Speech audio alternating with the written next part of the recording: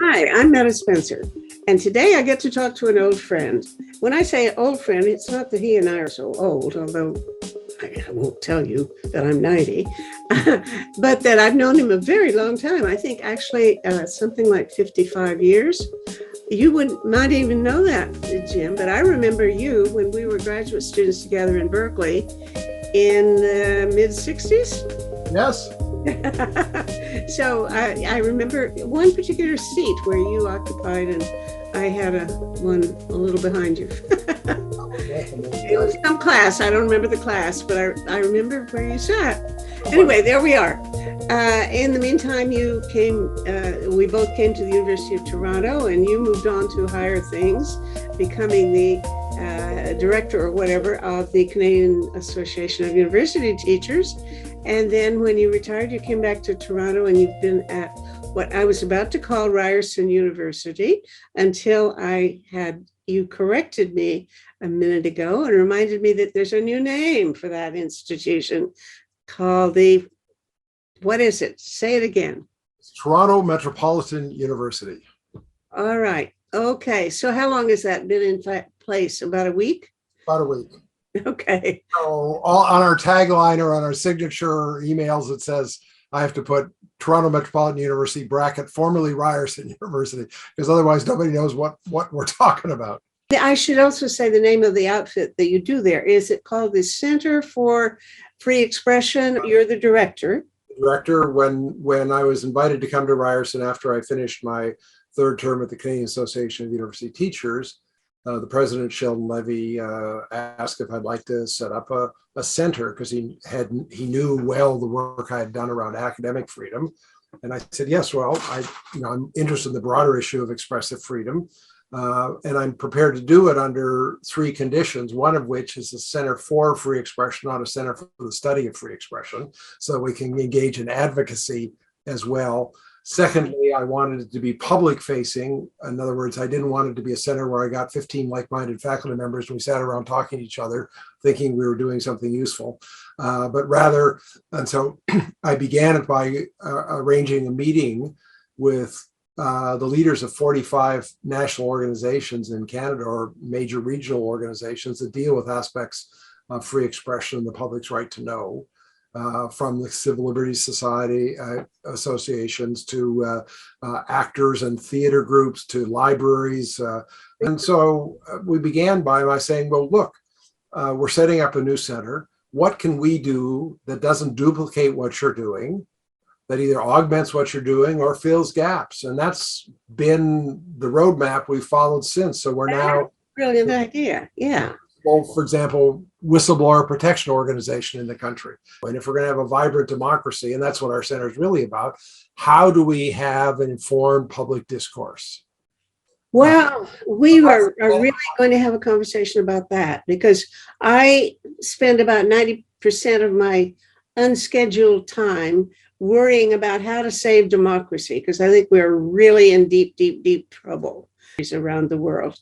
So clearly, it has something to do with the discourse and something to do with the rules of discourse.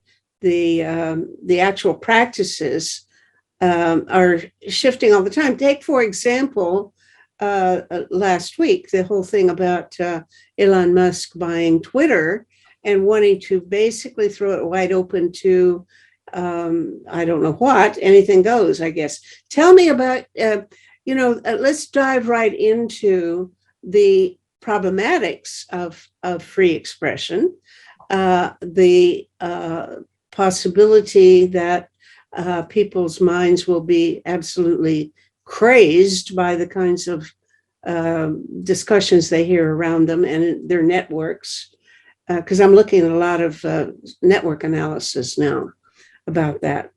My worry is, people are tribal in nature and talk to each other in ways that are extremely influential and not necessarily rational. So talk about, first of all, what are the downsides of free expression? Well, let's first talk about what free expression is really about. It's about two things. It's about your or my or anybody's ability to express themselves. But the flip side of that, an equally important side, is your or my or anybody else's right to hear. So in my view, democracy is not so much about the rule of law, but it's about, as Claude Lefort writes pretty persuasively, it's about an unending public discourse about what are the boundaries of legitimacy and illegitimacy in the society. Now, wait a minute, because you pointed out two things right away, but there's another right, the right to privacy. And that's where I get hung up. Okay, well, I don't care much about privacy, and I worry more about privacy than I do the other rights. Well, okay, privacy is related to freedom of expression in an important way. But let me just finish on freedom of expression. So it's the right to express yourself, but also the right to hear. In a democracy, if it is indeed about an ongoing public discourse about what's legitimate and what's not legitimate, that can never be ended by a majority government. A majority government can pass laws. We're obliged to obey those laws. But we're also free to try to change them and argue against them and to speak against them and mobilize against them and so forth. And to be able to do that, there has to be this resolute commitment to freedom of expression, that your right to speak or your right to hear cannot be shut down by a majority that says, well, we don't want you to hear that, or we don't want you to be able to say that.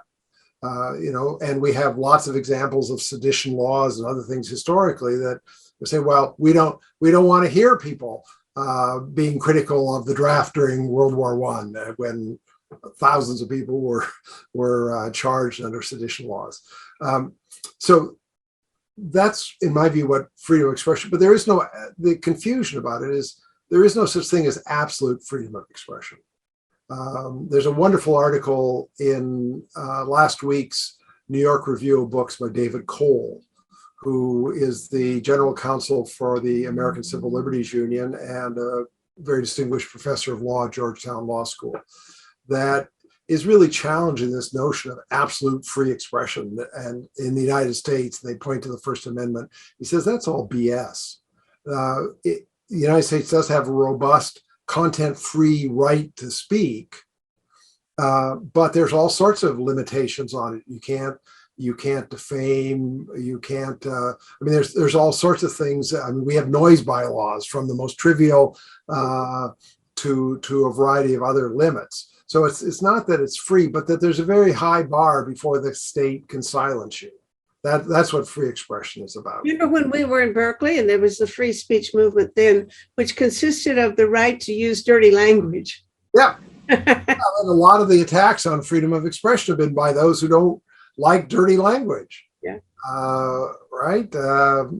Very moralistic. I mean, everybody who wants to be a censor, I think historically, has always been motivated in their own minds by the highest of moral callings. They've never done it maliciously. They've always thought, I'm sure even the people who were during the Spanish Inquisition, who were torturing and putting people to death, it was to save their souls. Yes. And so it's really hard to, when people are calling for censorship, hard to get them to listen to you because they think they're doing something that's right, whether it's to say you can't watch these movies because they have dirty language in them, or you can't, whatever. And yet, insofar as we restrict expression and the public's right to hear, we diminish the vibrancy of the public discourse. There's no question about what you're saying, and I've believed every word of it all my life, except now, because I'm so concerned about disinformation and the effort of trolls to actually mislead people or create antagonisms between groups that may not have had anything against each other. That kind of effort to mislead people, so that intervention in the U.S. elections, for example. I don't suppose we'll ever know whether the Russians really had much influence or not, but they did their best, and we were all surprised by the outcome. So I'm worried about that, and I'm also worried about group dynamics. Groupthink and people. The order in which you speak has some influence on how much people are going to listen to you. If you were the first one to express an idea and people mostly nod, then the other speakers are not going to say what they might have said otherwise, and therefore you'll get maybe a goofy decision out of the committee that you're on. Those are concerns that haunt me now and make me think I don't know where to draw the line between what is censorship and what is trying to maintain decent standards of civility and accuracy in, for example, on my website. Well, the first thing I guess I would say is it's really important to understand that concerns about disinformation are hardly new. The first legislation against disinformation was passed in 1274 in the Statutes of Westminster, because there was concern about disinformation about the king being spread. And was a feature of British law until the middle of the 19th century, when it got removed because it was always, or almost always, ineffective. The difficulty is determining who gets to decide what's disinformation. If you talk to right to lifers, they would say most of people who have views like I do in terms of choice and how abortion rights are essential is disinformation. So our courts wrestle with this about what can be permitted or what can be restricted. And in Canada, and we're not as different from the United States as I think many people think, our courts have set a very high bar as to what can be disallowed, and for a good reason. When you think of, I'm troubled, as you are, by so much of the disinformation I see. When you think of the stuff that's been put up by anti-vaxxers, or some of the stuff around the truckers' convoy, or QAnon claims, or various kinds of conspiracy theories. How do we deal with those? I don't think law has ever proven to be an effective way to do that. Okay, now I would probably you're right, but some experiments have been done on Facebook, for example, where they get people to, when somebody puts up a really questionable article and posts it, somebody is supposed to come along and say, the accuracy of this has been disputed, or this is known to be a falsehood, something like that, to warn people as they're about to read it that they're going to hear something they should be very skeptical about. Well, that sounds to me like a very good solution, except that it has the opposite effect of what's intended. If you come across something that says, be careful if you read this because it's probably not right, everybody reads it. Exactly. And more people believe it. So what do you do about that? Well, you're absolutely right. And that's more generally a pattern with censorship. Censorship generally is a tool of remedying social problems. Not only doesn't work, it usually backfires. Do you remember the case of Ernst Zundel, this sort of disgusting Holocaust denier who lived in Toronto, was charged in the 1980s. He lived in a basement in Toronto and churned out these horrible pro-Nazi Holocaust denying newspapers and so on that maybe 100 people read. He said being charged and becoming a prominent case was the best thing that ever happened to him, because instead of 100 people who were around his neighborhood in Toronto maybe seeing what he churned out, tens of thousands of Canadians knew what he had to say. Mm-hmm. When you think of, there's a great controversy in libraries now about a book, allegedly and actually anti-trans book by a writer named Abigail Shrier. And there have been attempts to have it banned in libraries. And so, she's a writer who, if 1,000 people, or if 100 people in Canada had bought her book, I'd be surprised. And now every library conference, I know everybody there knows about it and has read her book. The sales of her book were, so the attempt to shut it down did exactly the opposite. I think and yet, think of another case of somebody talking about these trans sexual things. This woman, who's the Harry Potter author? Rowling. Yeah. Now she apparently has real questions about how often people should be doing this surgery and whatever. I haven't even read what she said, but I understand that this is a woman who's now really vilified because she shouldn't have these points of view and it must be stopped. I Okay. kind of I kind of think that this has attracted attention. I've heard more about her with regard to this issue than I have about her work as the author. Yes. But I mean, there's nothing wrong. Part of freedom of expression is the right to analyze, criticize, be vocal, to protest, to object to, and whatever. What it doesn't allow you is to deny them the right to speak or the right to be heard. Mhm. So, if you're troubled by what J.D. Rawlings had to write about her views on trans, you can write editorials, you can denounce her, you can protest outside her, but you can't prevent her from speaking. You can't deny her the rights that she has as a citizen of democratic society. Okay, now you're talking like a liberal. Now we're getting into the cancel culture business.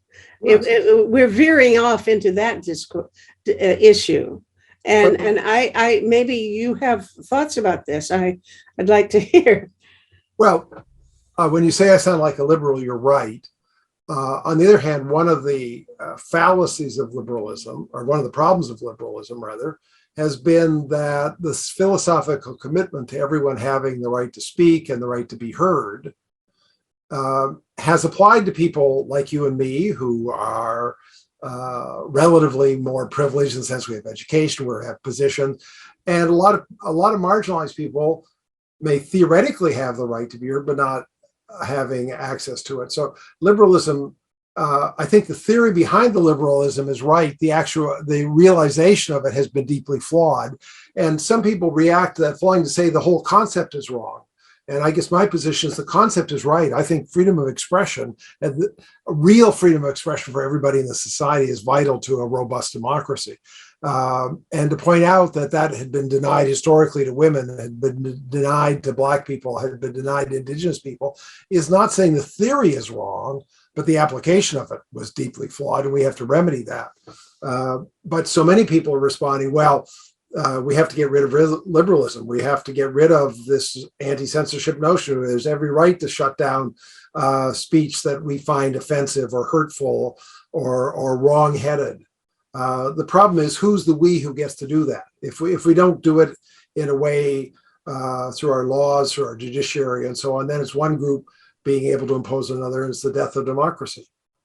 Well, this whole thing has really flared up since I retired from teaching, because I never ran into people who tried to stop me from bringing a speaker in that they thought was, a fascist or something. If I never brought a fascist in, but if I had, I could have done it, I think. and now I couldn't, because we do have lots of cases of people who have been fired for allowing a kind of discussion that people think is inappropriate. And therefore, this word cancel culture, I think, has some real referent. I don't think it's all imaginary. It does have a referent, and I spend much of my life speaking against it. On the other hand, I think the public can get a sense that it's more widespread than it is. Oh, In the sense that there are, 80,000 or 90,000 faculty members at universities in Canada. And they all teach classes, they have guest speakers, they organize events. The number of times things are shut down or there's a protest that stops a speaker is relatively rare. We hear about it, but I think generally the state of universities is pretty good. And that's not an excuse to tolerate those times when it isn't, as what happened at the University of Toronto, in my view, around the hiring of Professor Azarova to head the International Human Rights Program at the University of Toronto Law School, where a wealthy donor intervened and the dean shut it down. I mean, that was all inappropriate, and we heard about it. That's not normally what happens in a university, but people could come away, given the publicity around that, thinking that, well, this is common. I think it gets as much publicity as it does, in large part because it's uncommon. What's more common, and it speaks to the same issue you're talking about, is a lot of people, I think the biggest threat to academic freedom in this country right now is self-censorship. Mhm. People have a sense that, well, I will get in trouble if I do this, or if I talk about that, or if I deal with this issue in my cast, so I'm not going to do it. And that's a sort of invisible threat to academic freedom, because it's hard to point out what didn't happen, what you Well, didn't. it's not just academic freedom. That's where public opinion, I think, is probably at its most vulnerable as well. Because, I've been interested in what's going on in Russia. I have spent a lot of time in Russia in the past, not lately, but I would say the best, of course, you never know what polls are true and how valid they are, but it's not unreasonable to say that 80% of the Russian population either overtly or pretends to support the government's war. It's absolutely true. And this has to be exacerbated by, if not mainly caused by, self-censorship on the part of people who do have criticisms, or maybe they have even given up their own criticisms because of social pressure, but who are holding their tongues and self-censoring. Yeah, I think it's due to a lot of factors. First of all, the Russian government has been ruthless in suppressing diverse and independent journalism. Our center just had a panel last week with 3 of the most eminent Russian journalists, all of whom have had to leave the country. Mm-hmm. One was the chief investigative reporter for Medusa. One was the director of Rain TV, which was the last independent TV channel in Russia. And they were taught. So the public's ability to hear different views than the government's view has been suppressed more, especially recently. Since the March 3rd or 4th law that made it a criminal offense punishable by up to 15 years in prison for referring to the war in Ukraine as a war, as opposed to a so there's that side of it. But there's also a lot of people who share Putin's, I think, desire to recreate a viable imperial Russia, as it were, and see it threatened by the West as it is. It's a really complex interplay. Remember how upset the Americans got when Russia allegedly was going to put missiles in Cuba in the 60s? Oh, yeah. Almost had a war over that. And so, what part of this is there's a lot of legitimate concern, I suspect, in Russia over the proximity of NATO. That doesn't justify what Putin's doing in attacking Ukraine, but, the difficulty today, I think, is that the way in which things are polarized makes it very difficult to have these complex, nuanced discussions. Instead of discussing, is Putin crazy or not, or is Putin this or not, we have to say, well, there's a lot of complexity here, and there's a lot of history here, and you have to understand all of that if we're going to understand this phenomenon. And I find most of the journalism about this, most of the what the public hears about it, is so simplistic or so ahistorical. Mm-hmm. It's hard to have an informed discussion of what do we do? How do we get out of this? How do we solve it in a way that's good for the Ukrainians and good for the Russia? It's just hard to have an informed discussion given the oversimplicity of an ahistorical nature of the conversations. Yeah, absolutely. By the way, I want to make a plug for a wonderful book, if I may.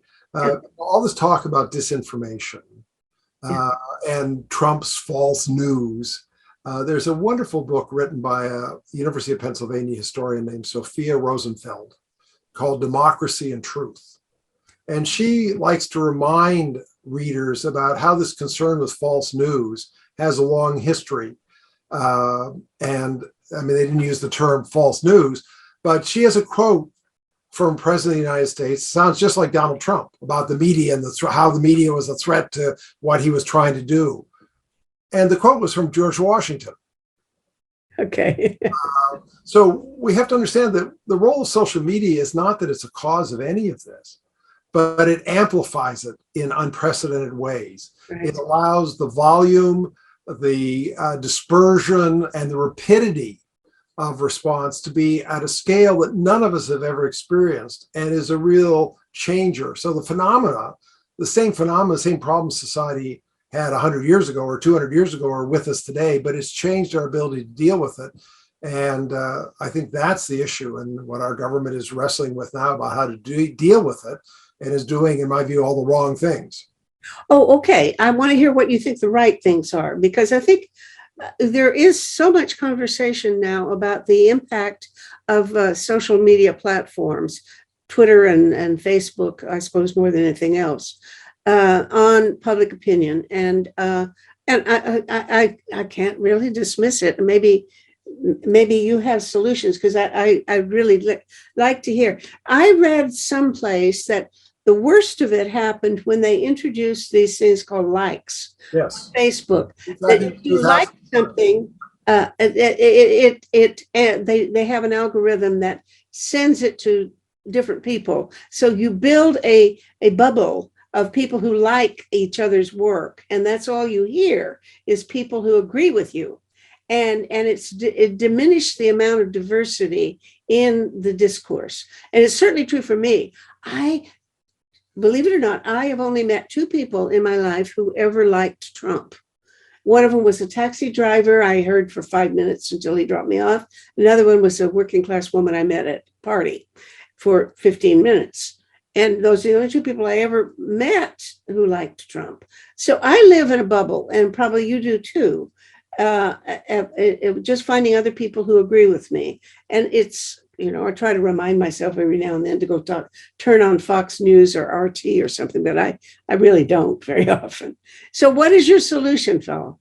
Well, first of all, I'll talk about part of the reason we have the problem is because of the business model of the platforms, Facebook, Twitter, which is to get us on their site, to get information about us that they can then monetize, right?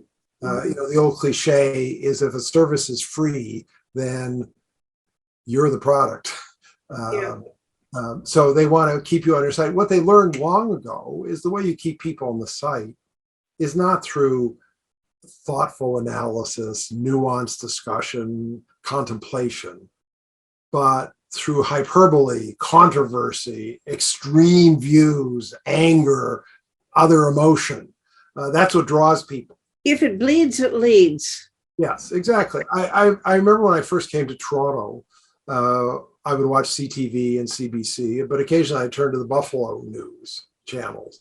And as soon as you turned to the Buffalo News channels, the news was always about fires or robberies or murders or whatever. And I thought, oh my God, the CBC news seemed to be much. Now, most of the news is like that. If you turn to CP24, it's just an unending reiteration of who was a fire or whether there was a bus run off, because that's what draws public attention. So we have social media. You're saying Canadians have switched toward in that direction too? If you listen to a lot of CBC News or watch CP24, the news channel that's on your television, it's very similar to the Buffalo News of the 1960s. Because everybody's learned the lesson. This is what attracts people. I have to look high and low to find really thoughtful news. So sometimes the CBC 6 o'clock radio news is a half an hour. The BBC World News, there's various podcasts. You can still get. I don't know whether I disagree with you, but I do a little bit, because I've just been lately perplexed by the fact that I'm constantly bored by the Globe and Mail. And I didn't used to be. Okay. And I think what has happened is it's become very insular. It's only Canadian. There's very little international news. So I belong to this thing called Press Reader, where I can watch, if I wanted to read 7,000 newspapers, they're available to me for the $40 a month.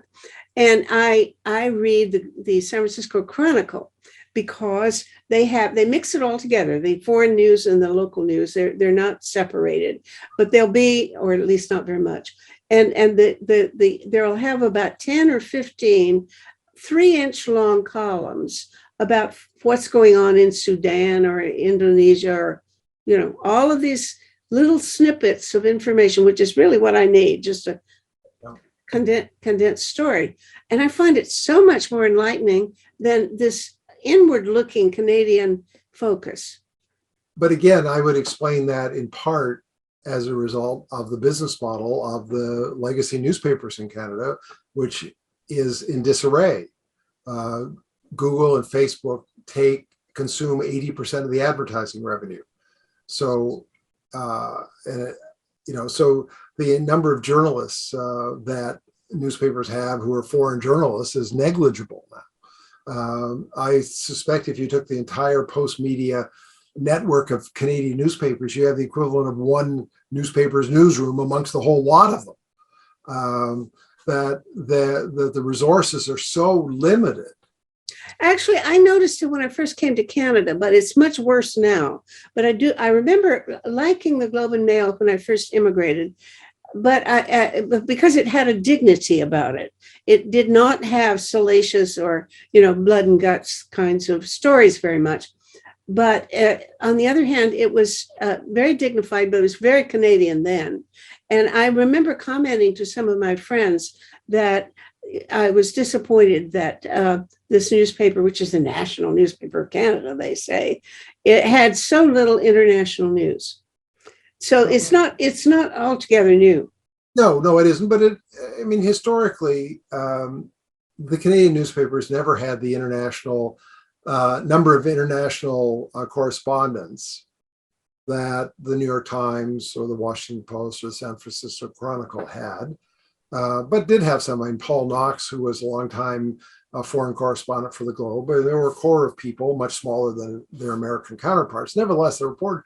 But as a result of the declining business model, newspapers, for the most part, don't even have beat reporters anymore. I think the last labor reporter in Canada was Lauren Slotnick at the Globe 15 years ago. So now reporters, almost all reporters are general reporters. They may cover a school board meeting in the afternoon and cover some international development at 5 o'clock and have to the next morning go out to cover what's happening at Queen's Park. They scramble, and for the Post-Media news, they're so thin. The Post-Media science reporter, the last science reporter, that position was eliminated about 8 or 10 years ago. I hadn't thought about that. That's true. That's a pity. And so, I would argue the Globe and Mail probably still the most dignified Canadian newspaper, but all Canadian newspapers and most American newspapers are sort of a thinner version of what they were a decade or 2 decades ago. And in the United States, there are these exceptions like the Washington Post and the New York Times and the San Francisco Chronicle, but most of them, what's the one that I see when I travel the United States a lot? There's this USA Today, all these, which are really embarrassments as newspapers. And going back to what we were talking about before, surveys show that most people under 40 don't even read newspapers anymore. They get most of their content through social media. Yeah. Which brings us back to the issues you were raising about social media and the amount of disinformation, how the algorithms work to ensure that you see what's likely to, again, this is part of their business model. They want to keep you on their site. The way they keep you on your site is by making sure that what you see from them is stuff that interests you. So they grab all this information about who you've liked, what articles you read. They feed more of that to you. So what you see on Twitter is very different from what I see on Twitter. When you do a Google search on the exact same thing that I search on, you get different results than I get because they feed us. And that's really harmful for the reasons. Okay, I got it. Now, what are we going to do about it? So I do think that, the work that I've been doing in terms of reading as much as possible about network analysis, that it's really important to have diversity and deliberation in decision making. And so I'm thinking in terms of trying to promote citizen assemblies where people actually take an issue and we have sortition, lotteries to pick the members of it. So we have a real cross section of the population, and we give them enough time and enough input from various sources so that they can deliberate over a period of time and then come up with strong impressions that should be taken as representative of maybe what the whole population would do if they were all able to spend the time deliberating. So, but I don't know how we're going to get that kind of diversity back in unless we interfere with this. Well, you say it's a business model because it is a business. I mean, Facebook is there to make money, and they've made the most money of anybody. And so they are doing us a disservice. But can we, as a government, interfere and say you've got to arrange an algorithm that improves the amount of diversity that the average person gets in their feed? Well, you're asking the right question. And it relates as well to the question, what do we do about the disinformation, the hate speech, the other harmful things, all of which make the money, right? Because they draw attention. The way our government was going about it was, first of all, to obligate the platforms themselves to deal with the problem. Sorry? I said our government's approach was to get the platforms themselves to deal with the problem.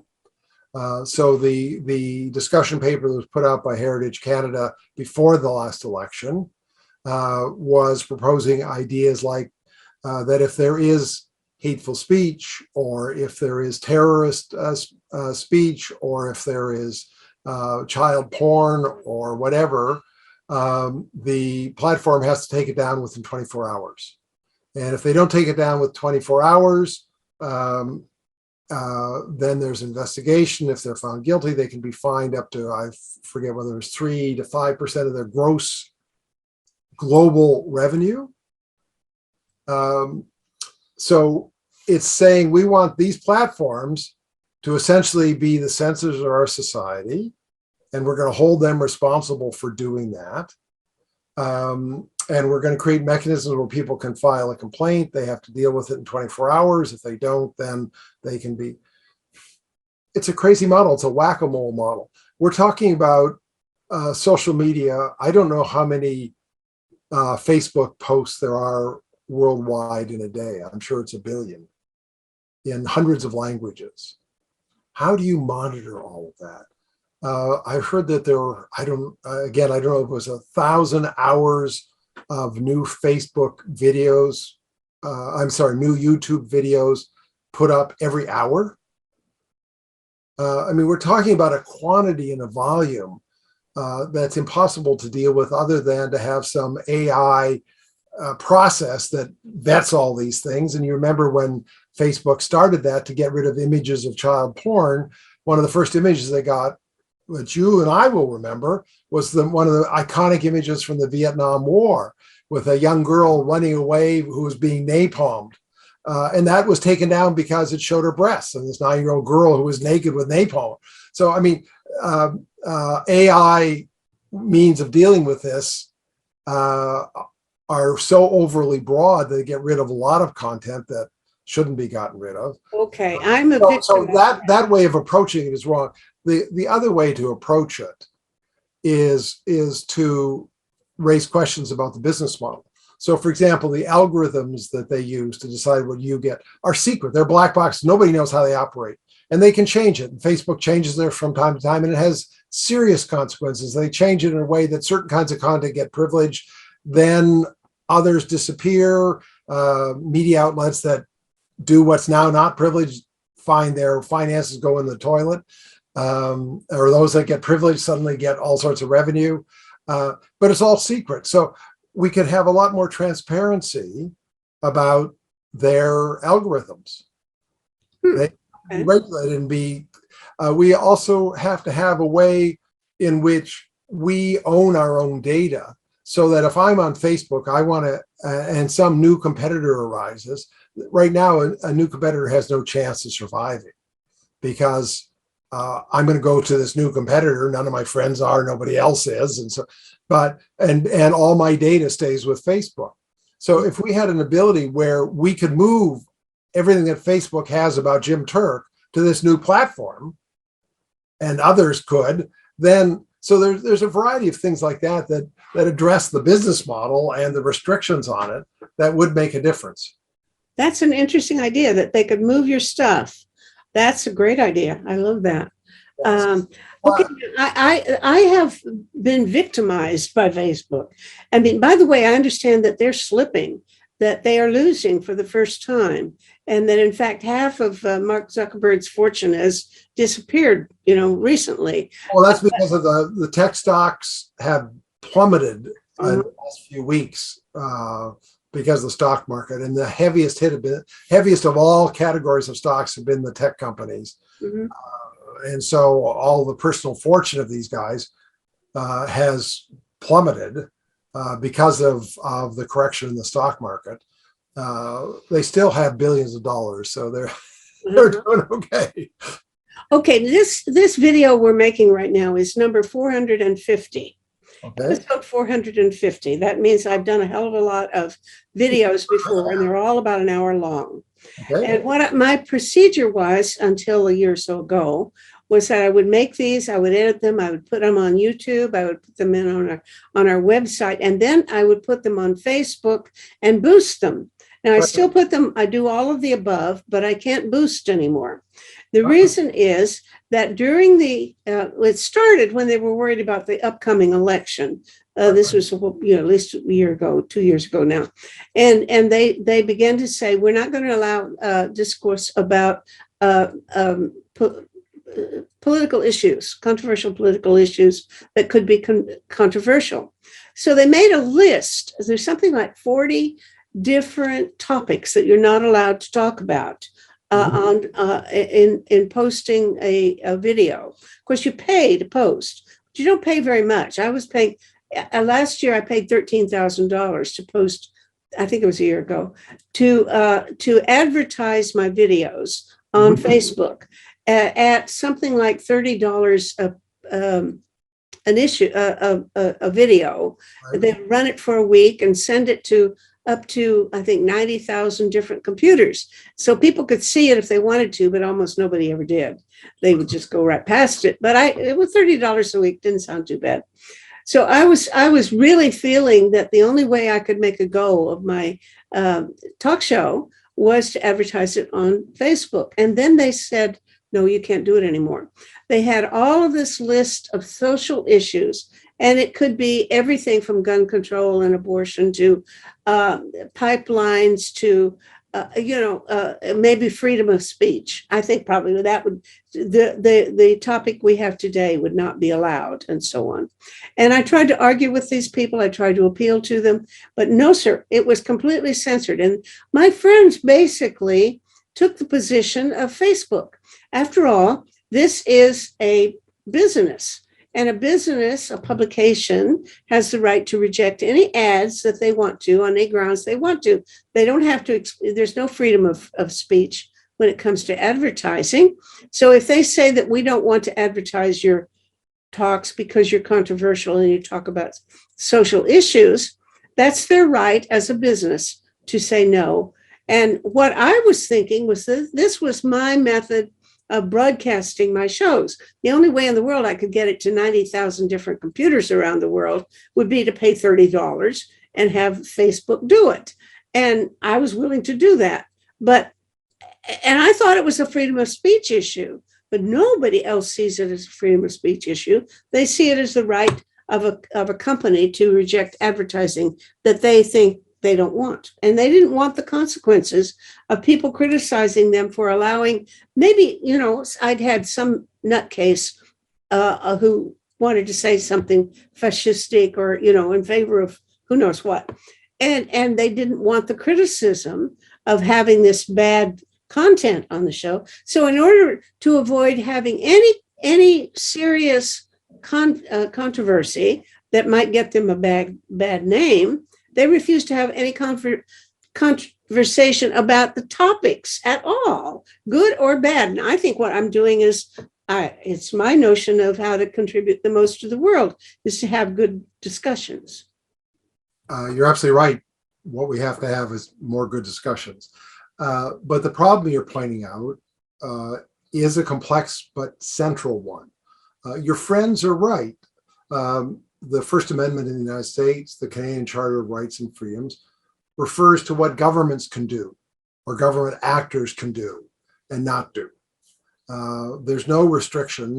Newspapers have always been free to publish what they want or not what they want. So you could have a Conrad Black run newspaper, or you could have one by the Beal and Hollendrick at the Star, which had a very different political orientation. They've always been free to have what they want. There was a restriction on TV and radio saying these are public airways, so you have to be balanced. I mean, there's some broad regulatory restrictions that have existed and changed over time. But for the most part, they're free as businesses do what they want. What's changed the game and made that answer not acceptable is the scale of these new platforms.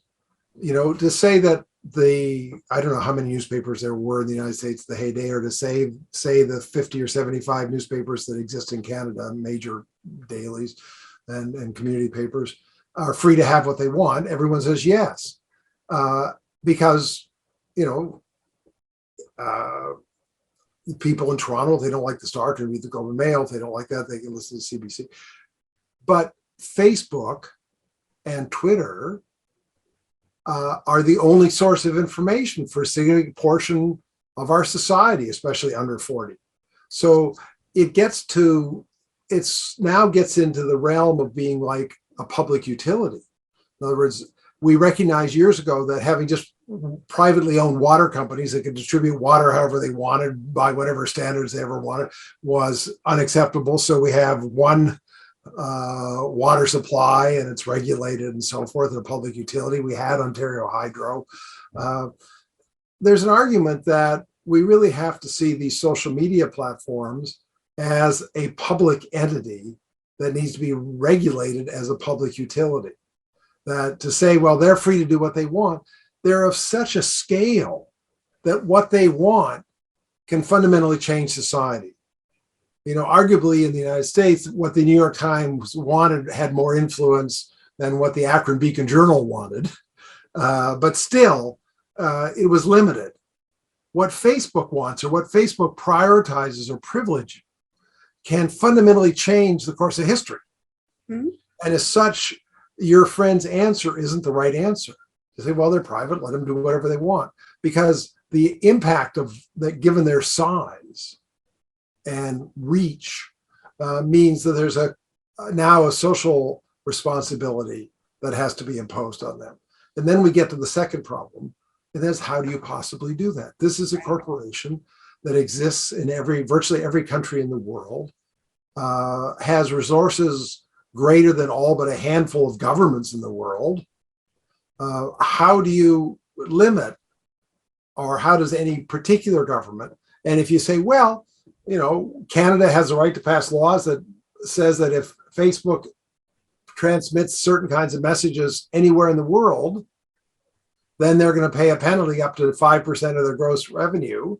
Does Canada have the right to impose on what people in Germany can see or whatever? How would the Iranian government or the Saudi, do we want the Saudi government or the Russian government or, the Iranian government or for that matter, the American government deciding what Canadians can see? Are there any global negotiations about that? Well, there's lots of discussions about these issues. The problem is nobody knows how to solve this problem. Mm-hmm. Mm-hmm. But when one looks at the history of what happened after the printing press was invented, it took about 100 years to figure out how to deal with that. I mean, the printing press resulted in a massive increase in anti-Semitism because it got anti-Semitic messages. Oftentimes previous to that, there was certainly anti-Semitism, but it was in a local community and often was dealt with in ways and remedied in a local community. What the printing press did is allowed a far greater dispersion of anti-Semitic ideas into contexts where there was no natural natural opponent to it, and it spread like wildfire, as they say. I didn't know that. How to deal with the changes brought about by new communications technologies is always an issue. And now we have the most radical changes in communication technology in human history. And so I think to say that we don't know the answer is not a telling critique, but rather is important to say, so we don't adopt what appear to be solutions that are actually going to make the problem worse. And what the government of Canada was proposing and what the Heritage would actually make things worse. But the government, governments around the world are under such pressure from the public to do something about the hate, about the disinformation, and so forth. So do something. And so politicians want to do something. So they're just grabbing at things to do, when in fact nobody knows quite what to do. So we have to create a space in the kind of very discussions you're trying to foster, and these can be explored. Our center has started a series called Taming Big Tech, Exploring the Alternatives.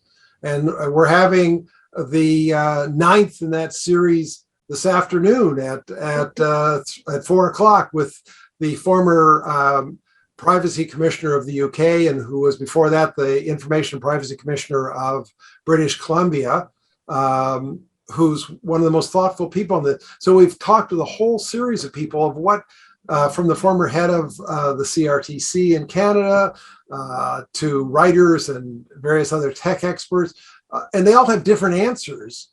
But right now we're just at the stage of let's formulate the questions. Let's be clear about possibilities. So on. And so that's where we are. I don't have an answer to your question, but the answer to your question is we got to be asking that question and continue to explore. Well, there's not even a very advanced conversation about cyber war. And the only information I have about negotiations at the global level has to do with two efforts at the United Nations. There's an open-ended working group on this topic, and then some other committee that's doing similar things, but they're separate, where they are looking at trying to create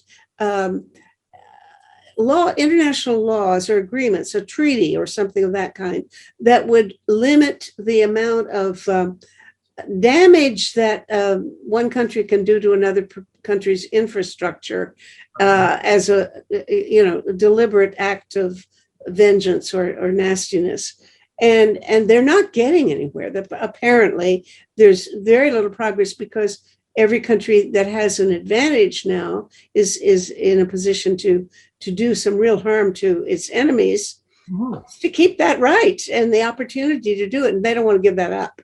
So they're not making much progress on that. But I'm thinking, you said something about even regulating, trying to solve the problems of disinformation on things like social media platforms. That I don't think they've even begun to talk about at the global level. And I'm not even aware, or wasn't aware until you told me, that there's a conversation about doing it within any national level. But once you get the national rules in place, if you ever come up with any, it'll be interesting to compare them and see what might work.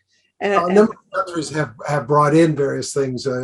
Germany has, and France and the UK have an Online Safety Act. Canada's having discussions and consultation. I mean, everyone's wrestling with this issue. It's just that the ideas that were being put forward prior to the election of the Trudeau government indicated were so important they were going to bring in legislation within the first 100 days after they were elected. Fortunately, they haven't done that because they don't know what to do yet. And we need far more discussions. Our government has recently appointed an expert panel to have discussions about this. So there is a lot of conversation going on, and that's helpful, which comes back to the beginning of what we talked about the importance of freedom of expression. Yeah. We're exploring difficult issues, and any attempt to limit the exploration of ideas is going to be counterproductive. We don't know what to do, and we need to hear from as many different voices in trying to figure out how to move forward if we're going to find a solution. Do you have any favorites that you're betting on? Any particular rules or approaches that you think are most promising? Well, first of all, I think that not trying to get the platforms to regulate speech is a starting point, but rather to look at their business model, requiring them to be more transparent, providing individuals more control over their own data, so that you can allow different new sources to arise, so that Facebook and Twitter can't have the kinds of monopolies they currently have. To look at other ways in which we can deal with disinformation other than legally. I mean, for the most part, dealing with these issues strictly through the law is a mistake. So initiatives like yours are trying to create community discussions, trying to engage people, universities and other think tanks, finding ways to talk with people, to engage people, are all vital things. So there's the social civil society component to this is every bit as important as the legal one. Okay, let's simplify it and go back to the first question I alluded to, which is Elon Musk's new rule that Trump can go back to tweeting every day, 20 times a day if he wants. I mean, I think that is probably going to have some bad effects, that there are a lot of people in the world who are going to dote on this man's every word. And it's I think the overall impact politically is going to be negative. But I like the principle. So what is your answer to Elon Musk? Well, I mean, first of all, I've been interviewed a lot about Elon Musk and my reaction to his buying Twitter. I think it's largely a non-issue.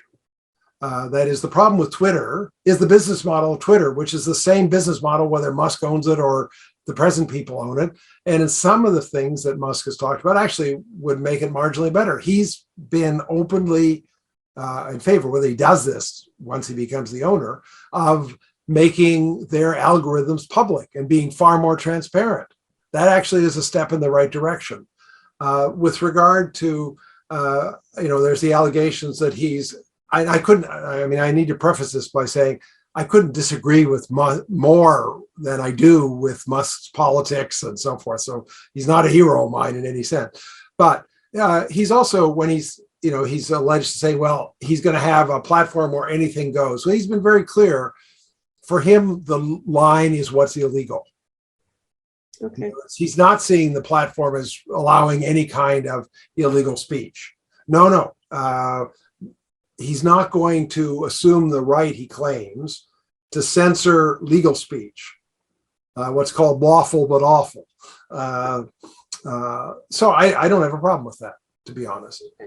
But I think the nature of the business model of Twitter is going to remain largely the same. He may make it marginally better, but the ownership is less. And with regard to Trump, I mean, the less I hear of that man, the happier I am. But I don't see any sign that his influence has diminished in the Republican world in the United States as a result of him being cut off Twitter. If anything, for some number of people, he's been made a bit of a martyr for being cut off Twitter. So returning him to Twitter means that I'll confront the man's content more often than I otherwise would, because I don't look for it. And that's unpleasant, but I don't think it has a major impact one way or another on his influence in the world. And if they can cut him off arbitrarily, they can cut anybody off. They can cut you off. They can cut me off. And that starts letting them be these censors. And they're absolutely, the last thing I'd say is they're absolutely inconsistent in how they apply it. That is, they cut off Trump, but they allow Modi and all this terrible stuff he's doing and the anti-Muslim stuff and horrific misinformation that's coming out of the BJP to go on. They may shut down the generals in Myanmar's Twitter accounts, but they allow, and they allow Duarte in the Philippines. So, I mean, it's really an arbitrary process. It doesn't do much good, and if anything, makes people martyrs. So I'm not troubled by. Well, okay. I feel a little bit of relief. I do take that seriously, what you said. That may be the best way to look at it. And in any case, we've had a good time. I've really enjoyed this conversation. I enjoyed talking with you so much, Matt. I can't tell you. Okay, maybe we'll do it again. And use this if you ever have a chance. I certainly will. Use this. All right. Thank you so much. Take care, Jim. Bye. Bye-bye. Project Save the World produces one of these shows 3 days a week, sometimes more. This is episode 450. You can watch them or listen to them as audio podcasts on our website, tosavetheworld.ca. Eventually, we even post the transcripts there. When you get to the website, look around. We have conversations going on there all the time about 6 global issues, plus potential reforms in governance, economics, and civil society. To find a particular talk show, enter its title or episode number in the search bar, or the name of one of the guest speakers. After you've watched or listened, scroll down and share your own thoughts about the show with the other viewers. This is a place for dialogue, so please join in. Project Save the World also produces a quarterly online publication, Peace Magazine. You can buy a single copy or subscribe for $20 Canadian per year through PressReader. Just go to pressreader.com on your browser, and in the search bar, enter the word peace.